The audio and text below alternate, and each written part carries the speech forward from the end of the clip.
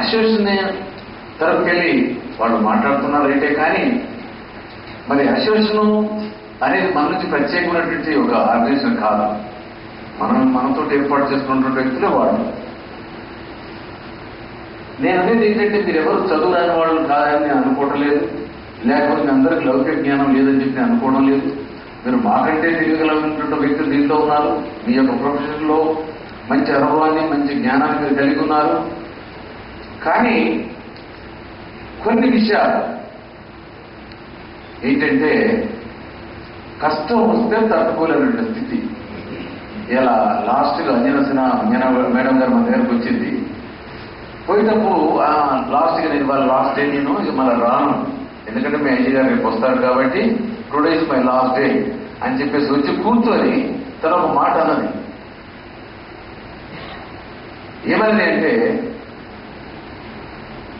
ఇప్పుడు బ్రదర్ మనోడు చెప్పాడు, రాజు చెప్పాడు కదా, అదే మాట అన్న మాటలు ఉంటే నాకే అసలు అనిపించింది, నాకు కూడా బాధ అనిపించింది. ఎందుకంటే ఆర్గనైజేషన్ మనం పనిచేస్తున్నామంటే ఎక్కడైతే మనం పనిచేస్తున్నామో ఆ ఆర్గనైజేషన్లో మనం గౌరవప్రదంగా జీతం అనేది డబ్బు సంపాదించిన వ్యక్తికి ప్రాముఖ్యత కాదు. డబ్బుతో పాటు సమాజంలో మనకు గుర్తింపు గౌరవం కూడా కావాలి.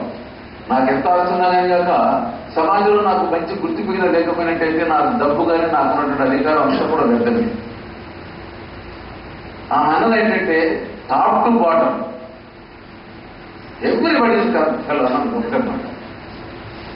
నా అంతరాత్మకైతే బాణం ఒక తుపాకి పాయింట్ రేపలు తీసుకుని కూర్చున్నట్టు అనిపించింది, కొట్టాడు అనిపించింది.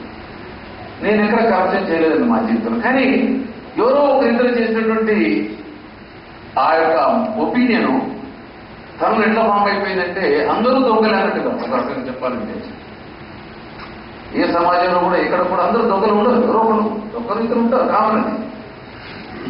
అంటే ఇక్కడ మేము పని చేస్తున్నాం, మేము కూడా ఉద్యోగం చేస్తున్నాం. 20 సంవత్సరాలు సర్వీస్ చేశాను. జిల్లాల్లో 5 జిల్లాలు తిరిగాను. పిటి సమర్పేటలో 5.5 సంవత్సరాలు పనిచేశాను. 2 సార్లు ట్రాన్స్ఫర్ అయితే ఆఫీసర్లు వద్దని చెప్పి ఆపినటువంటి పరిస్థితుల్లో ఉద్యోగం పనిచేశాము. కానీ అప్రిషియేషన్ తీసుకున్నాం. కానీ మరి ఈ రకంగా మాట అనిపించుకున్నంత బాధ కలిగించే మాటలు ఎక్కడ కూడా వెళ్ళలేదు. డిహెచ్ అని చెప్పేసి మొన్నదాకా వరంగల్ డిహెచ్ ఉండే. నన్ను ఒకసారి యూజ్లెస్ వాళ్ళు అన్నదికి నేను ఆయన వారం రోజులు ఆయన ముఖం చూడలేదు.